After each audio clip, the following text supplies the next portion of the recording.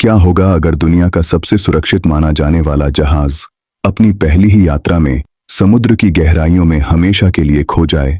10 अप्रैल 1912 England के Southampton बंदरगाह से एक विशाल जहाज अपनी पहली यात्रा पर निकला। उसका नाम था टाइटैनिक।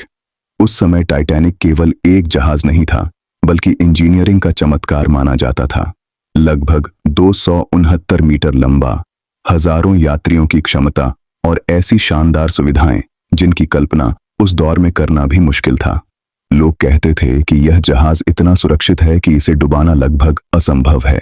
इसी विश्वास के साथ 2200 से अधिक यात्री और चालक दल के सदस्य इस ऐतिहासिक यात्रा पर निकले। जहाज में दुनिया के कुछ सबसे अमीर लोग भी मौजूद थे। प्रथम श्रेणी के यात्रियों को आलीशान कमरे, शानदार भोजन और राजसी सुविधाएं मिल रही थीं। लेकिन किसी को अंदाजा नहीं था कि कुछ दिनों बाद यही जहाज इतिहास की सबसे बड़ी समुद्री त्रासदियों में से एक बन जाएगा। 14 अप्रैल 1912 की रात अटलांटिक महासागर पूरी तरह शांत था। आसमान साफ था और समुद्र कांच की तरह स्थिर दिखाई दे रहा था।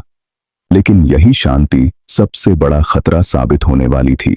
रात लगभग 11:40 पर निगरानी कर रहे कर्मचारियों ने अचानक सामने एक विशाल हिमखंड देखा।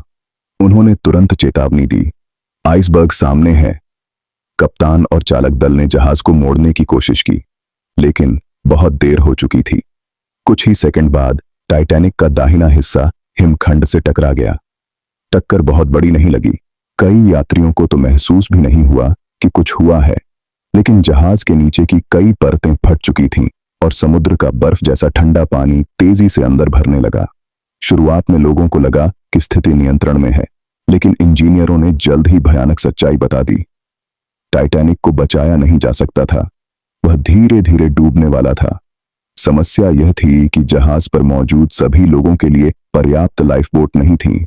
उस समय नियम पुराने थे और किसी ने नहीं सोचा था कि इतना बड़ा जहाज कभी डूब भी सकता है। अब जहाज पर अफरा तफरी शुरू हो चुकी थी। महिलाओं और बच्चों को पहले लाइफ बोट में बैठाया जाने लगा। कई परिवार हमेशा के लिए एक दूसरे से बिछड़ गए। कुछ पति अपनी पत्नियों और बच्चों को जाते हुए देख रहे थे, जबकि उन्हें खुद जहाज पर ही रहना पड़ा। जैसे जैसे समय बीत रहा था, जहाज और अधिक झुकता जा रहा था। बर्फीली हवा चल रही थी। तापमान 0 से नीचे था। लोगों को अब समझ आने लगा था कि मौत बहुत करीब है। फिर भी कुछ लोग आखिरी समय तक उम्मीद नहीं छोड़ रहे थे। कहा जाता है कि जहाज का संगीत दल भी अंत तक संगीत बजाता रहा, ताकि यात्रियों में घबराहट कम हो सके। 15 अप्रैल 1912 की सुबह लगभग 2:20 पर दुनिया का सबसे प्रसिद्ध जहाज 2 हिस्सों में टूट गया। कुछ ही मिनटों में टाइटैनिक अटलांटिक महासागर की गहराइयों में समा गया। हजारों लोग बर्फ जैसे ठंडे पानी में गिर गए। इतने कम तापमान में कुछ ही मिनटों तक जीवित रहना संभव था। राहत जहाज कारपेथिया मौके पर पहुंचा, लेकिन तब तक बहुत देर हो चुकी थी। 2200 से अधिक लोगों में से लगभग 1500 लोगों की जान चली गई। यह आधुनिक इतिहास की सबसे दर्दनाक समुद्री दुर्घटनाओं में से एक बन गई। लेकिन टाइटैनिक की कहानी यहीं खत्म नहीं होती। 1985 में दुर्घटना के 73 साल बाद वैज्ञानिकों ने समुद्र की लगभग 12,500 फीट गहराई में टाइटैनिक के मलबे को खोज निकाला। आज भी उसका मलबा समुद्र की गहराइयों में मौजूद है। टाइटैनिक हमें एक महत्वपूर्ण सबक सिखाता है।